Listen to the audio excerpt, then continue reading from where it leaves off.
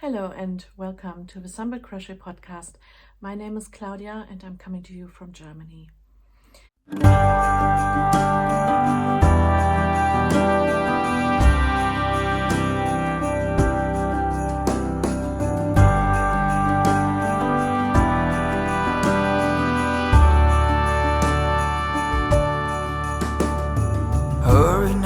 Hurry now, should have been done by now. Seems we're running late. Let's put the food on the table, fast as we're able. Guests are coming at 8. When we're caught in the Christmas rush, it's so easy to lose touch with the true meaning of things and what really matters. Just look up in the December night. There is one star shining bright. It shines on one and all. Shine on, Christmas star. Shine on.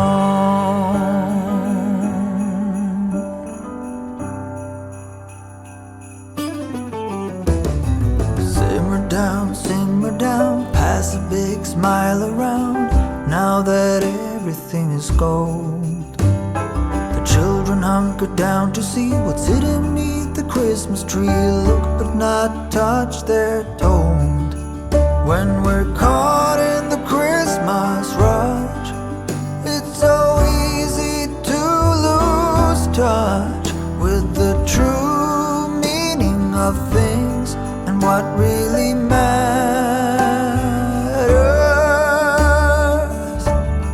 Just look up in the December night. There is one star shining bright. It shines on one and all. Shine on, Christmas star. Shine on, Christmas star. Shine on.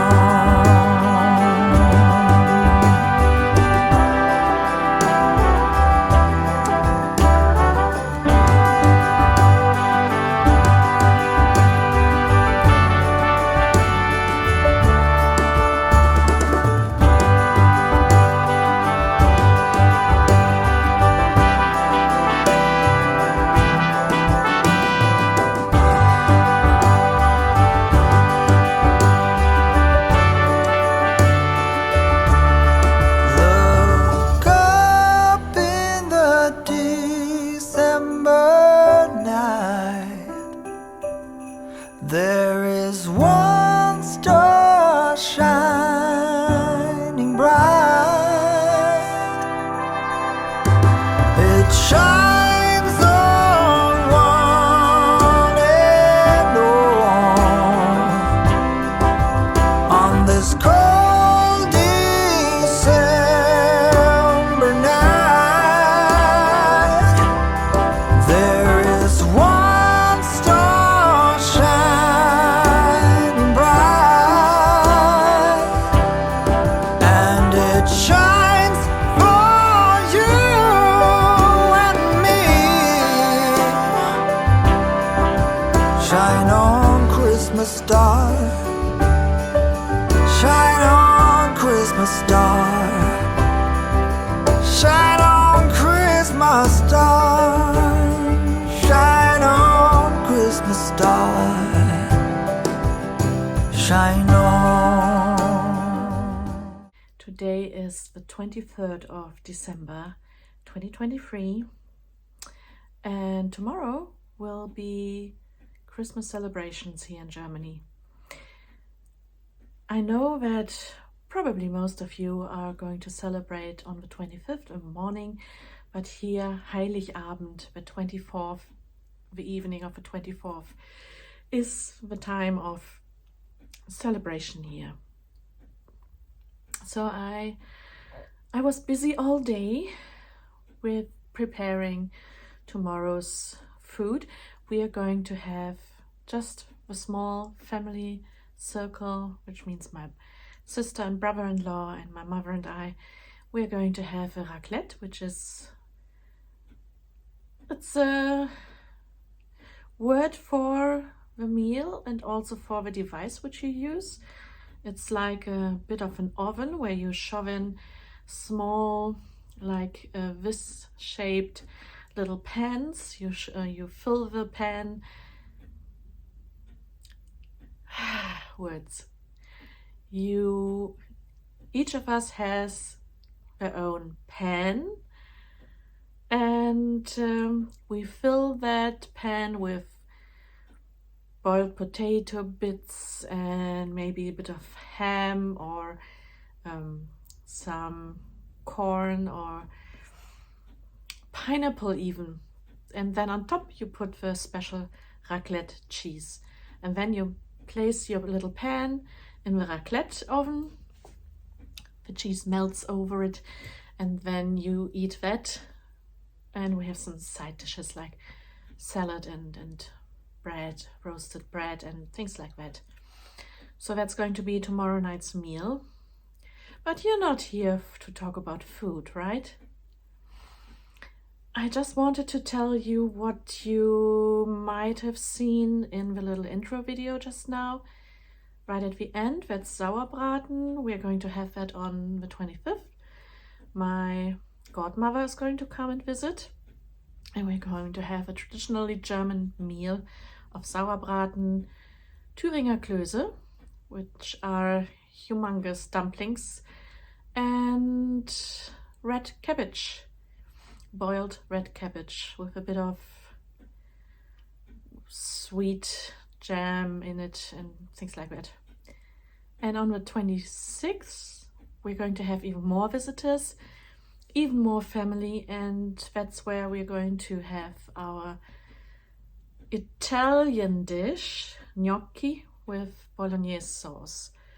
Gnocchi are also tiny dumplings made with potato and like mashed.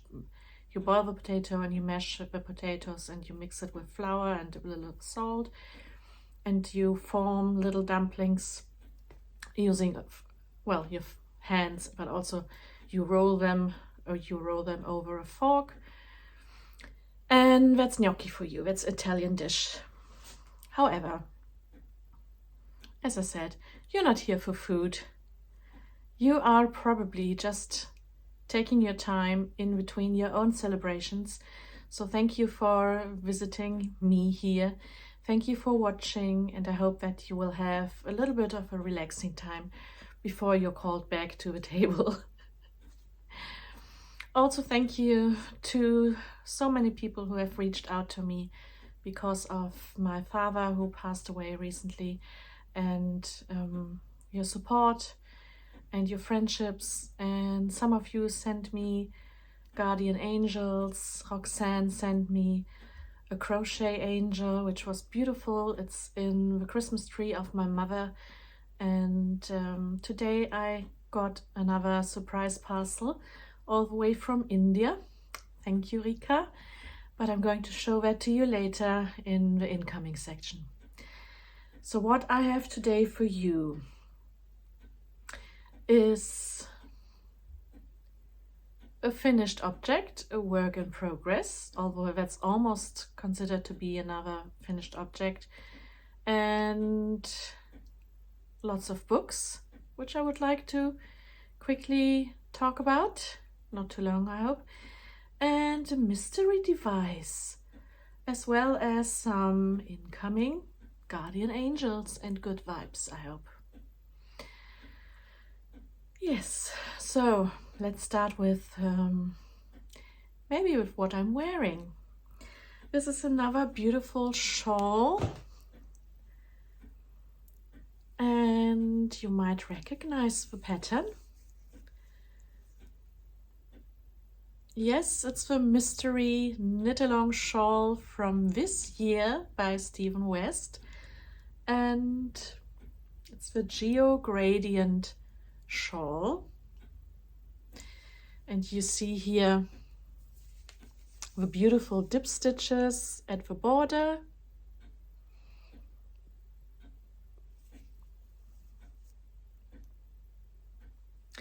And these lovely stitches here.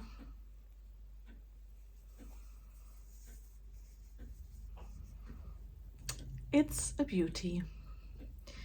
And I haven't made this one, but it's still on my list of things to do. My version is actually, I can't show it to you, and I don't even actually have to show it to you yet again because I've shown it to you so many times. But I'm gifting my Geo Gradient shawl, which is mainly crochet. It's one of the gifts under the Christmas tree this year. So it gave me joy, and now I'm giving the joy to the next person. Not going to say who it is in case this person is watching, but yeah, so I'm gifting my Geo Gradient shawl. Now, finished objects. This one you already know. I forgot last time to talk about my finished crochet shawl. Even though it was in the intro last time, I didn't talk about it at all. So let me show you another one of these granny stitch shawls. The pattern is by Annabu's House, and it's my go-to pattern at the moment. It's mindless crochet in the sense that it keeps my mind off bad and dark things, and it takes me to a place where I can just forget about everything else and I just crochet. So this is the shawl I've finished before my previous podcast, but I forgot to talk about it. Not that I have so much to talk about really. It's just basically all the minis which I've collected, and it's done now. I think it's a beautiful fade, and so another one finished. And since that one, I worked on another one.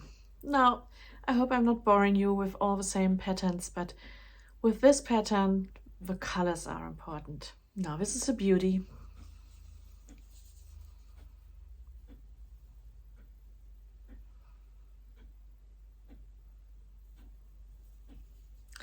I would call this one finished as well, except that I still have to weave in the ends. But this one, I finished like 2 days ago, something like that. And I immediately continued with another one. Yes, it's downstairs, I forgot it. But you can imagine, it's just another granny shawl. I can't stop making them. And I'm not calling this finished because I still have to weave in the ends, as I said. So when my relatives were here for the funeral, one of my cousins saw this lying in the corner in my project bag, and she went over and she said, "Ooh, can I have it?" And I said to her, "Well, if you wish hard enough, long enough, you might be lucky." But Miriam, in case you're watching, I don't think she is, but this one is actually mine. But I'm willing to talk about future granny shawls. Yeah, definitely. So another one done and dusted. Isn't it beautiful?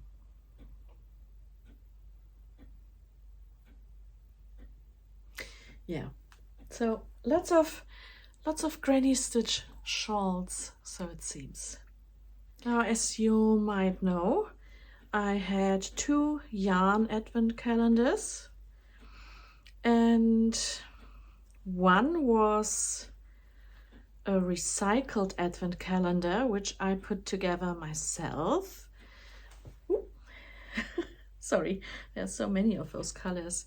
And I just wanted to show you the colors which I've got here. Well, there's one gray, which keeps on falling down, and these are the other colors. So yellows, greens, purples, light blush pinks. Tell me, what should this become?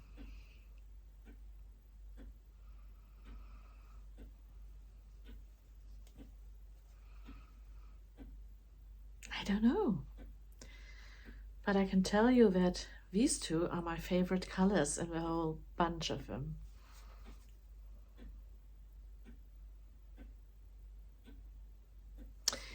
Yeah.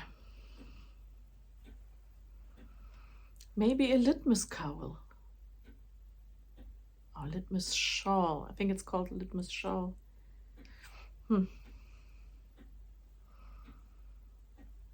Or one of the other many patterns which I've bought and never actually knitted or crocheted. So this is my recycled minis advent calendar. And then in this bag, which my mother made for me, one of her earlier bags. This fabric here is Tilda fabric, I believe. So in here I've got my very special Ching Fiber Advent Calendar Minis from this year. It came with a pattern which I've downloaded, and there were 2 versions. I had the Florence Sperling version, and it came, I hope, well, if you've got it, then maybe you would like to cover your eyes. It came with a project bag, a linen project bag. This one here.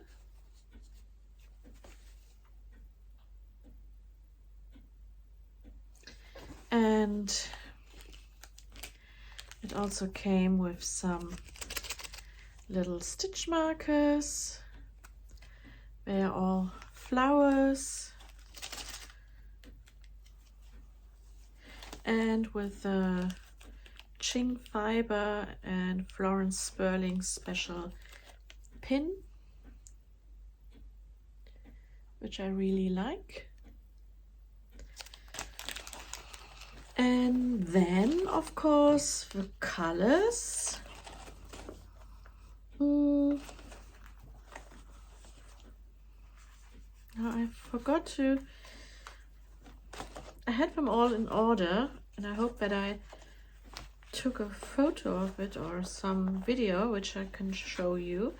But let me just show you all the colors together.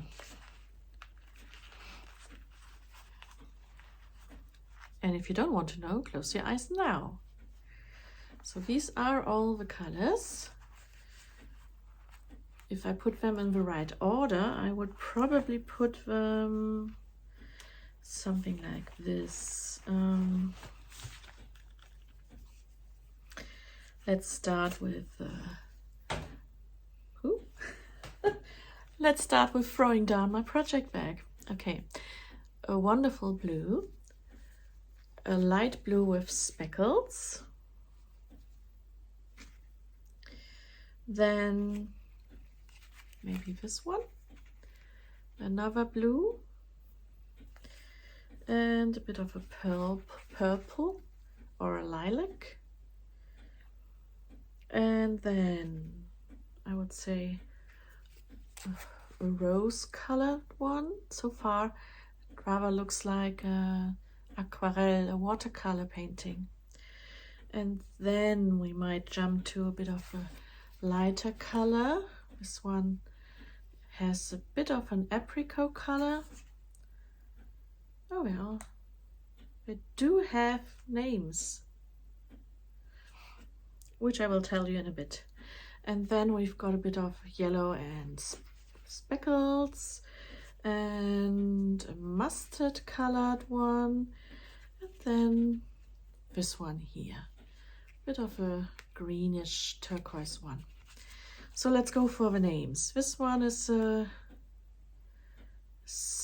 well, maybe that's a mistake because I can't read the handwriting. Celadon? Is that a plant name? Celadon.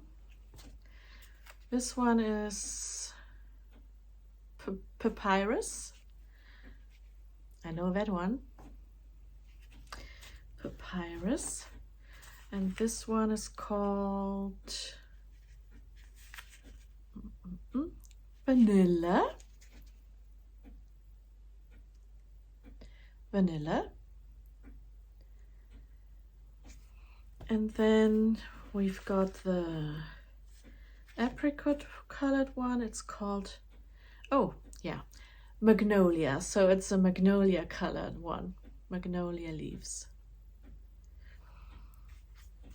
And then this one is camellia.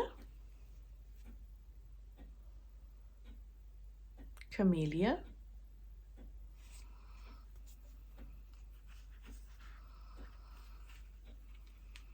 And hibiscus. Hibiscus.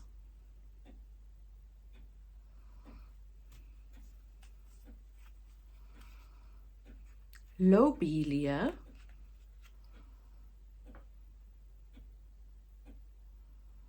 Lobelia.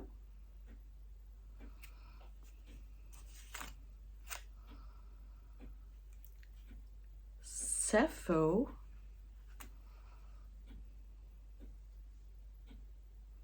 Sappho. And gentian. Gentian?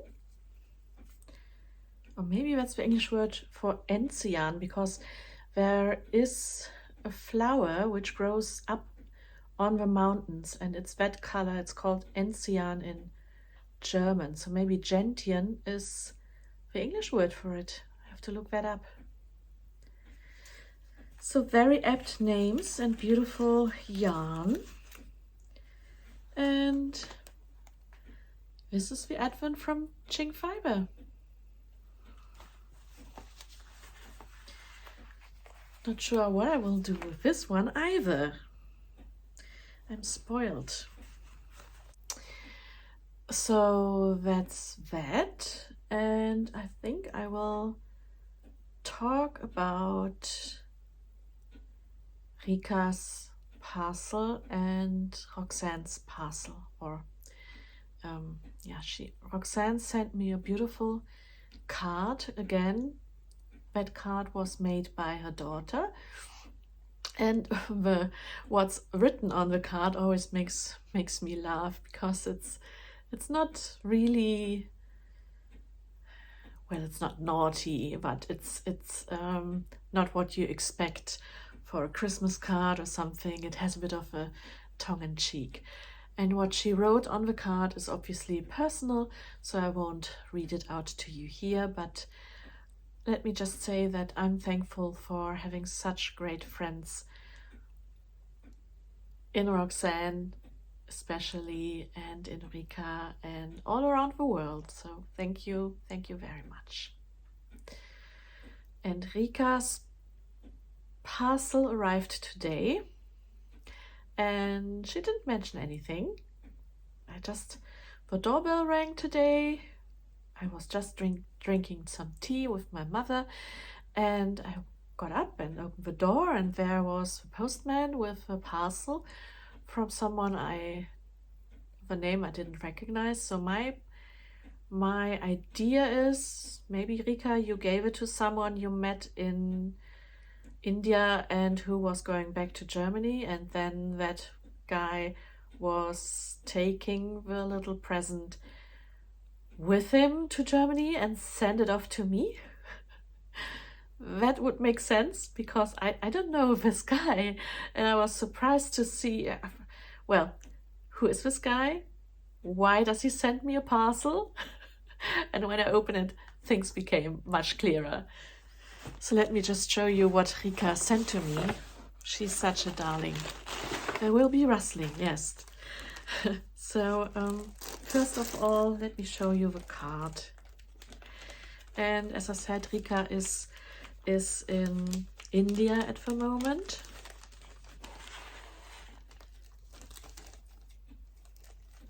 And you must follow her. Her Instagram handle is Wool Around the World. And the photos she's sending and posting, it's just such a beautiful, completely different world. And the colors, and I just love watching what she's experiencing. So the card itself says, "May this angel spread happiness, peace, and well-being." And there's a beautiful, beautiful angel here.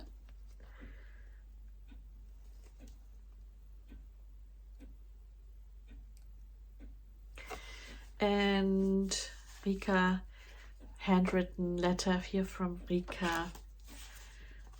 And what she says here, I'm not going to read it out to you. It's in German anyway, but yeah, she's explaining to me what she's sending and why she's sending it. So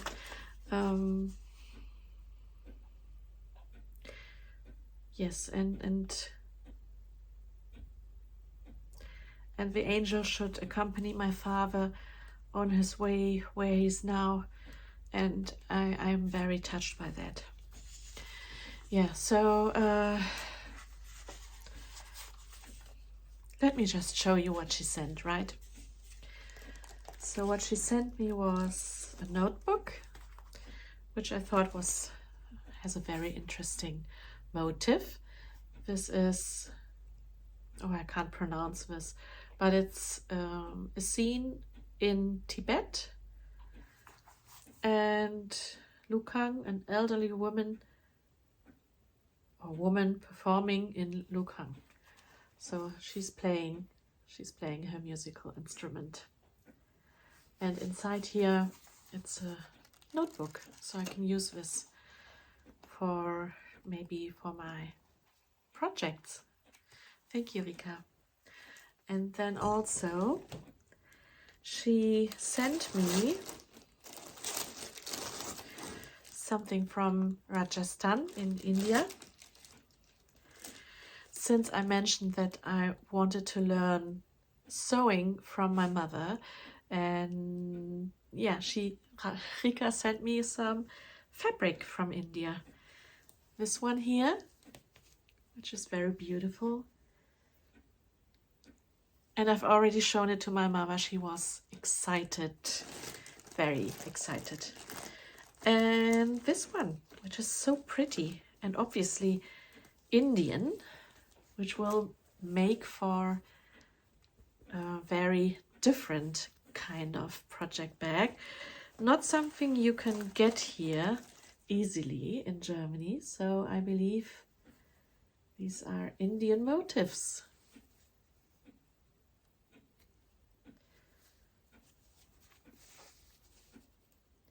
Haven't ironed it yet, so don't judge me, but yeah, beautiful. I also love the colors, and it's very soft fabric. And I can just imagine Rika buying these fabrics in India for me, and very special. Thank you. But she didn't only send me fabric, she sent me a new hobby. She sent me a new hobby. She sent me a new craft, or something which I need to start a new craft. And the new craft is called block printing. And she sent me some motifs, some stamps. Let me just show them to you. 3 stamps, special stamps. So they are on wood, and it's a block, obviously, and you print this motif on fabric. I think my camera is doing crazy things because of the lighting here. Sorry about that. So this is a beautiful flower motif. And then she sent me a beautiful peacock. And I think my favorite one is this elephant. And I believe that elephants bring luck, especially when they are having their trunk up into the air. Correct me if I'm wrong, but this is what I'm going to believe anyway. So I will definitely use this, and I will let you see what I will be doing with those. I have to investigate which colors to use best and all these things, but I will let you know and take you along my block printing journey. Thank you very much, Rika. I think it's amazing how huge and colorful and exciting the world really is. And all you have to do is to leave your home and be open to new experiences. And I know a little bit why Rika is traveling around the world, and it's she doesn't have an easy life, but I'm very proud to call her my friend, and I'm very happy to have so many wonderful friends, as I said before. But I'm soppy. So let's move on to other things, right? But I just want to say to Rika and to Roxanne, thank you, thank you, thank you. You light up my life. So, do you still have time for me? Shall we talk about the mystery device first? Yeah. It's very heavy. Do you know what this is? Well, I do, but I'm just asking if you know. I can take this out here. It's a little bit full of rust. I have to work on it because this is obviously an old item. And it comes with, it has, it's a device full of holes. It stands on 3 legs. It's very heavy. And then it has a wooden lid.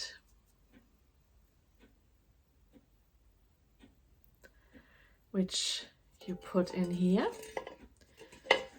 And then on the wooden lid in the center there is a little dip, and in there fits the top of this huge screw. And when I put it in here, about like that, I can screw this down and down and down. So this is obviously pressing down, and through the holes there might be something coming out. Right, so you know what it is? Well, it actually has different purposes, or it can be used for different purposes. The first is obviously for pressing out juice from fruit, but the real reason why I bought this vintage second-hand item is that I want to make these Thüringer Klöße. So what you do is, Thüringer Klöße are half mashed potatoes and half unboiled potatoes. So what you do is, so you take your raw potato, you peel it, and then you use a grater, you grate the potato, You put it, what you've been grating, you put this potato pieces into a bag, and that bag comes into this device, and then you press it down, and you have to put the device in a big bowl so that you catch the liquid. The liquid will be full of starch. Once you've pressed out as much moisture as you can, you will take the potatoes out, you will put them to the side, and you will wait for the starch in the juice or in the liquid to settle. And that starch goes back to the potatoes, and you add the same amount or the same weight of potatoes as mashed boiled potatoes. You mix these together, and you put a little bit of salt and things in there, and then you make your dumplings. And Thüringer dumplings are really huge. My great-grandmother made them that size. And to prevent a soggy middle, you roast some bread, some toast, and you cut that into little pieces, like squares, cubes, and you put that in the middle of your dumpling. And then you boil it. First of all, when you put it in the water, it will sink to the bottom, but it will be ready once it comes up to the surface and it bobs on the surface. So that's when you know that your dumpling is ready. And that, together with some lovely gravy and a slice of roasted beef. Yes, please. So that's the plan. That's the mystery device. Please tell me if you knew all along. Do you use these old devices still in your kitchen? Yeah. I will let you know if I've been successful in my culinary adventures. Yeah. So now, last but not least, I've got a huge pile of books in front of me, and I was wondering if you've read any of those, and even if not, which one should I read first? Now, this one was in German, and I already told you about this one. It's about the guy in France who is supposed to become an a murderer. Lucien Comte de Chaccaras.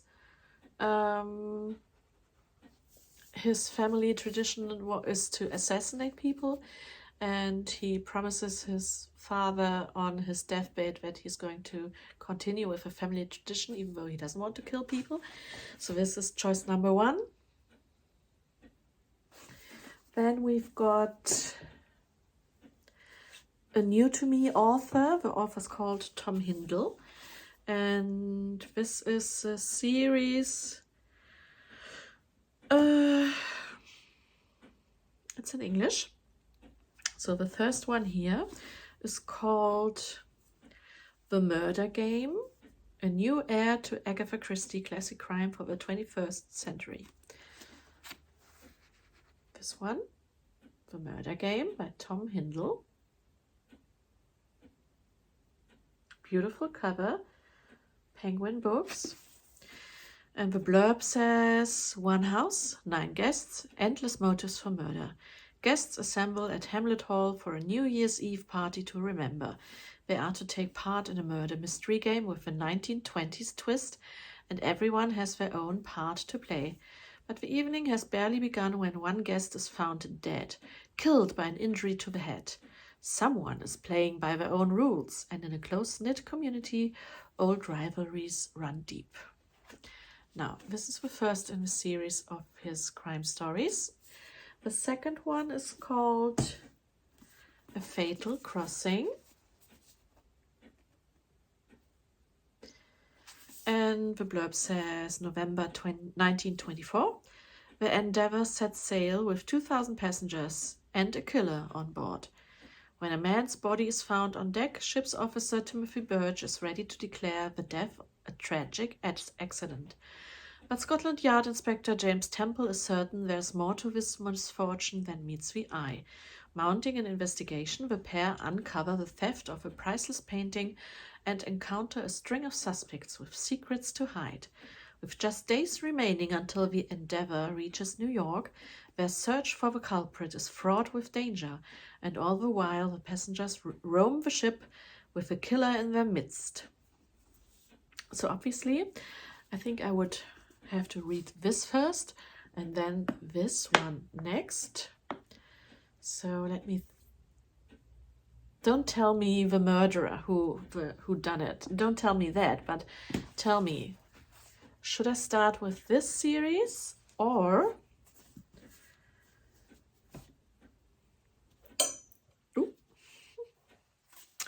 should I read this? I've ordered this from Amazon and they had pushed it into the cardboard box and bent the front here. So anyhow, this is Murder on the Christmas Express by Alexandra Benedict. I believe that one or two of you have already read this in recent episodes. I've seen it mentioned by Ellie, who's Starry Eyes Ellie, and also by Back to Blighty, I believe, podcast was talking about it.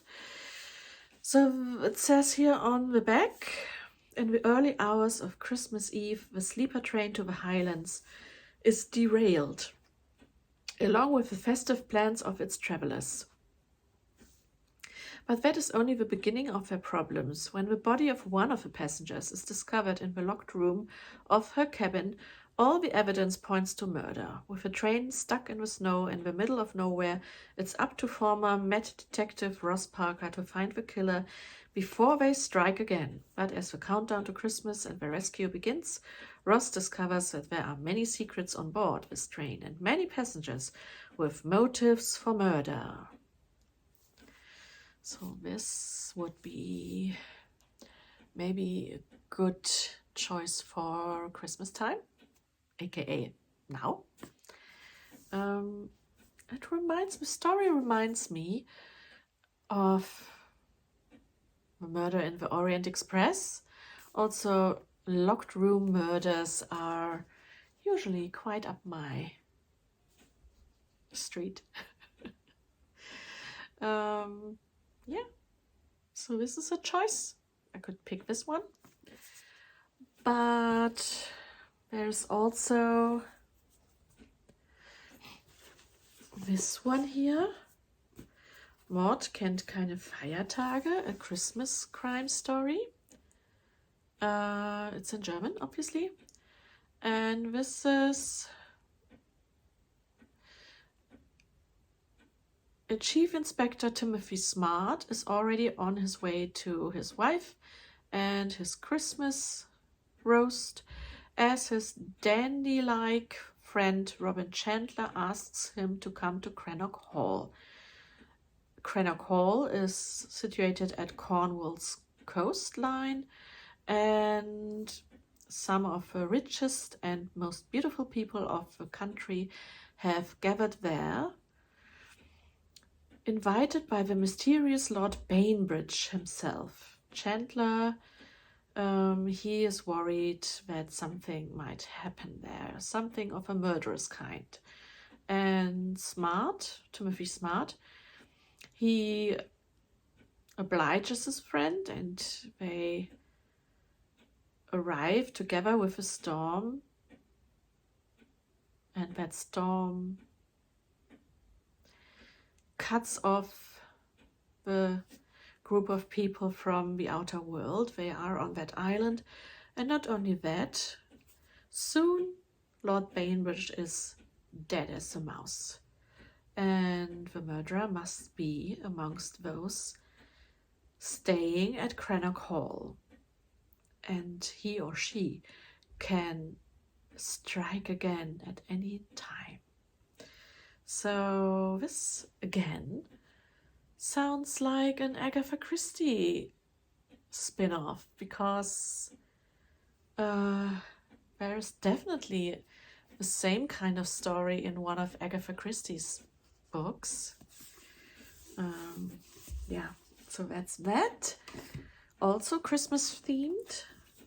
And then I've got 2 books. This is a series as well.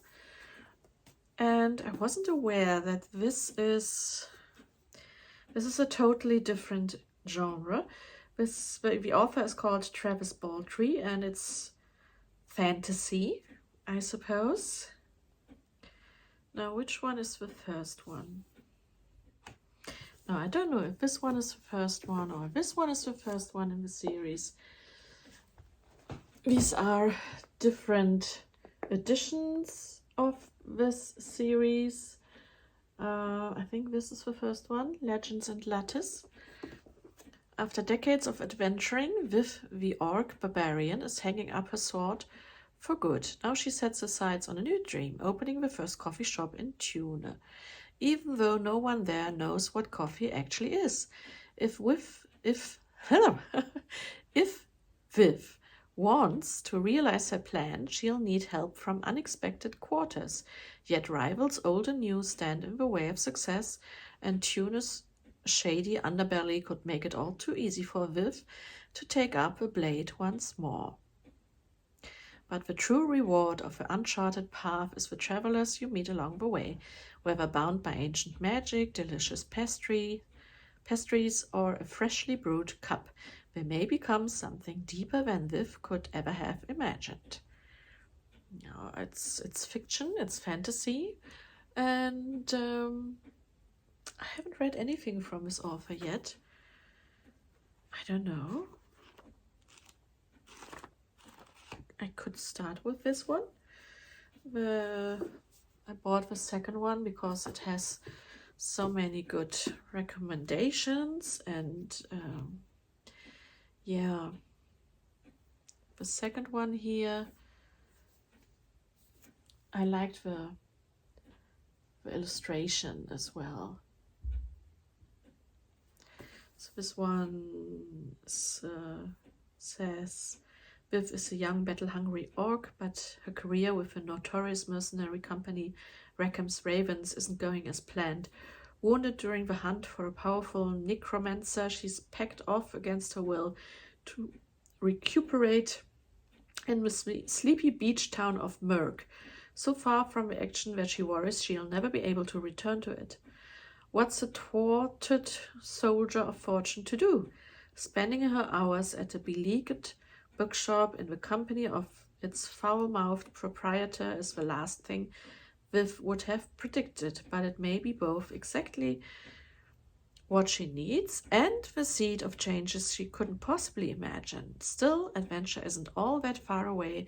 A suspicious traveler in grey, a gnome with a chip on her shoulder, a chip on her shoulder, a summer fling, and an improbable number of skeletons prove Merk to be more eventful than Viv could have ever expected. Well, I don't know. You tell me.